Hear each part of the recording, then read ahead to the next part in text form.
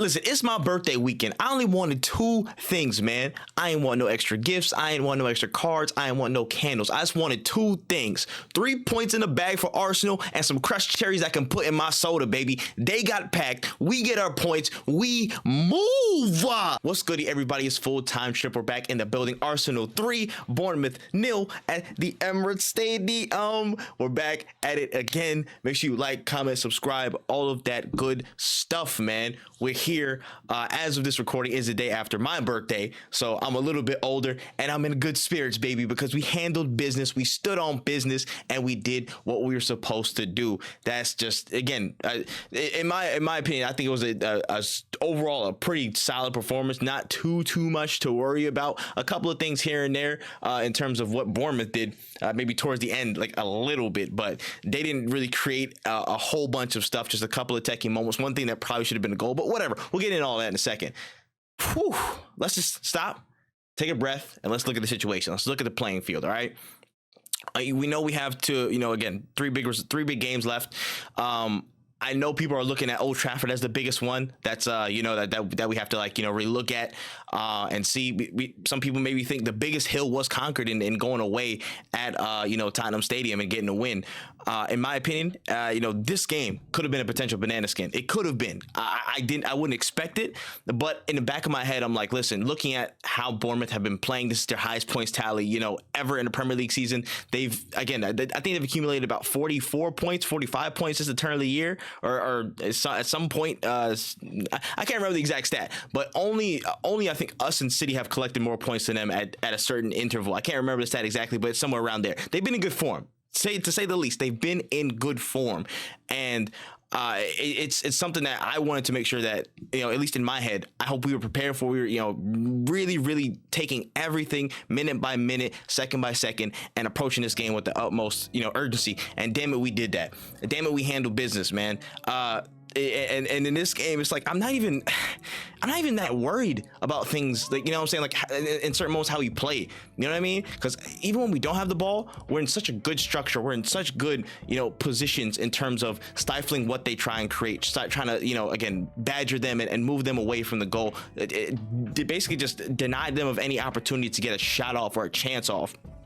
We do that so often that just platforms us to just do what we do, and then we create a bag load of chances. And again, sometimes they're misses. I wish we could score every single one, but in a team that creates so many chances, like I'm not that worried. I'm not that worried about when sometimes it might not go away, because it just keeps growing and growing. We keep pushing the persistence, the absolute consistent effort to apply pressure and keep going forward to get those goals, to be, again, strong in those moments, strong in the duels, to make sure you're sharp defensively. It's a thing of beauty, man. It's a thing of beauty. This team is ridiculous. This team is ridiculous, bro. I don't know what else to say. I don't know what else to say, bro. This team is insane. I absolutely love this team.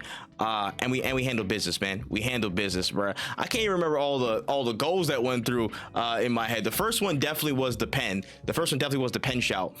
We can get and start hopping around some performances today. First and foremost, shout out to Kai Havertz.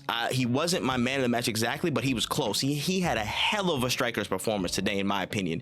Absolutely harassed the back line. I feel like they didn't have too much of an answer for him. He was very sharp. Again, in aerial duels, when the long ball came through, he was very sharp to it. Even when the second ball was there and it kind of just fell to him, and he latched onto it very well, held up play fantastically, was very just tough to beat. And again, the runs into space that he was making created so many opportunities, and it created the biggest opportunity that broke the deadlock, that being that little run from Odegaard to Havertz, which, again, I'm late to the party, but I'm noticing that it's starting to really come to fruition and start sprouting. Just that little eye when he's either on the left side or say either one of the flanks, and he'll scan from that whole side of the field from one touch line. He'll see Havertz make a run, and he'll just loft one ball in and play either on the ground or up in the air like it did during the Chelsea game, and an opportunity strikes. And again, that was what happened. I thought it was kind of like, I thought it was going to be like, Champions League finals, I thought he was going to round the keeper fully. I think he had a chance to,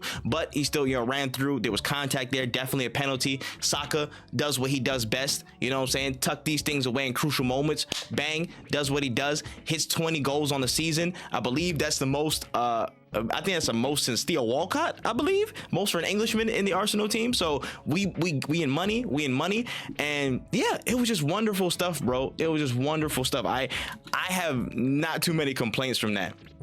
I'd say as the game went on into the second half, I will say there was a period where Bournemouth did get chances to break out, but we can talk about the next person from there. And as they had chances to break out, and there might have been a couple of different scary moments or potentially scary moments, William Saliba, you absolute Don, you absolute monster, you absolute Rolls Royce, fresh out the dealership. Oh my goodness.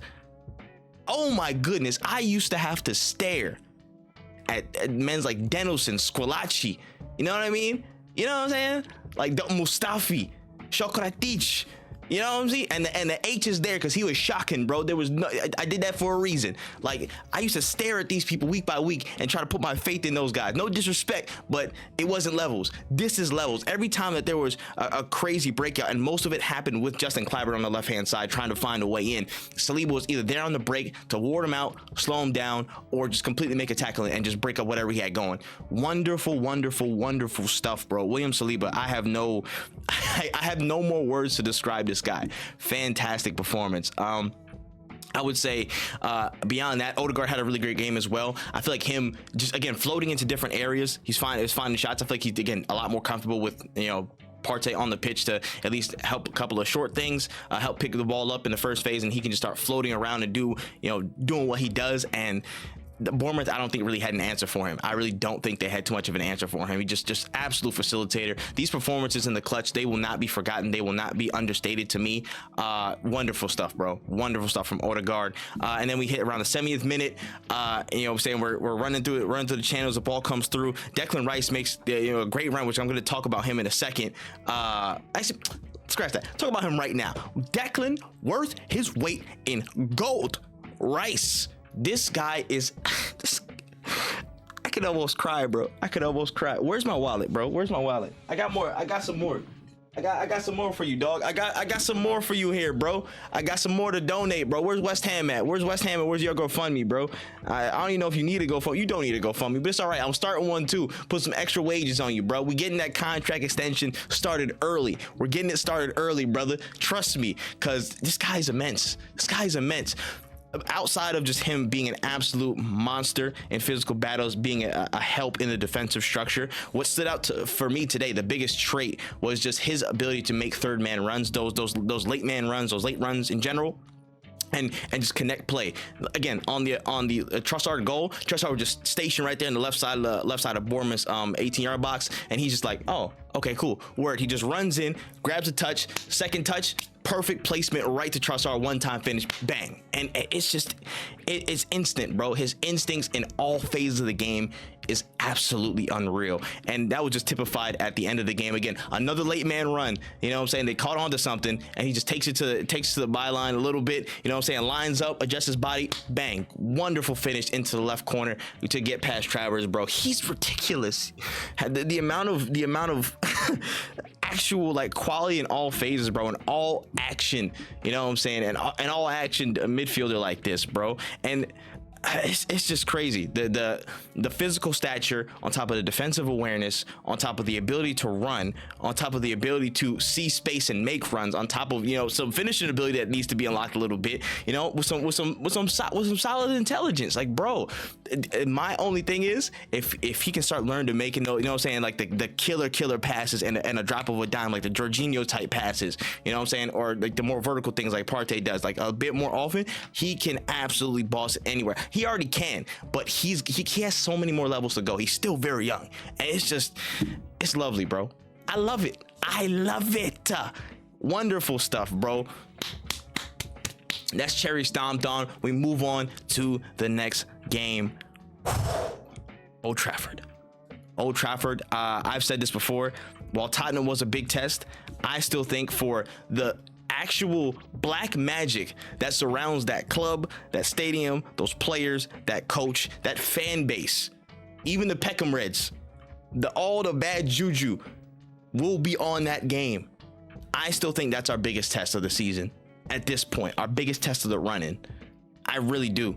That's a potential king-making scenario, you know what I'm saying? Even without the title race in and of itself, just still finishing the season as strong as we possibly can. That is a very, very big game where, you know, again, form technically I think goes out the window with so much hijinks and hoodoo that is on that damn place. Even though we should, you know what I'm saying, by all accounts, trying to blow them out the water and should blow them out the water.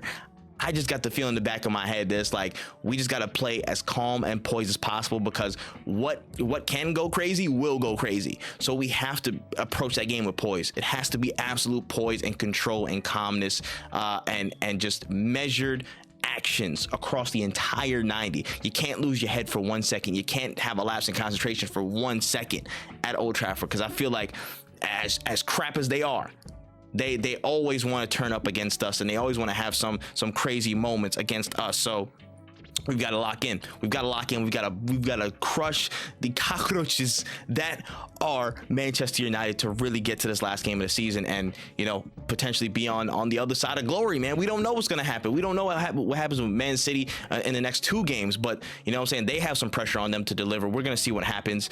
I have no faith in Spurs. That's a whole nother topic for a whole nother day, but we'll see what happens, man. Let me know what you think in the comment section below. Let's get to these conversations. Again, just to, you know what I'm saying, settle it down. Who's your man of the match? Again, mine was Declan Rice. What you think of the performance? Your favorite goal? Oh man, I didn't even talk about the pen shout. What's it called? The actually the disallowed goal, which probably should have been allowed. I ain't gonna lie, but you know what I'm saying. I'm not saying nothing. And the Gabriel goal that was called offside, I would have been pregnant, bro. It would have been immaculate conception. I'll be real. It would have been immaculate conception. I'm sorry. If that goal went in, bro, that's a stunner. And we're owed a big center back goal from Gabriel or Saliba this season. I think we're owed a big one. So we'll see, man. We got a couple games to go, so we'll see what happens. But let me know what you guys thought in the comment section below. Make sure you like, comment, subscribe, and we will be back after Old Trafford to see what happens, man. All right, it's been full-time trip. You know what time it is. Tourist season. Love all y'all. See you next time. COYG. Peace.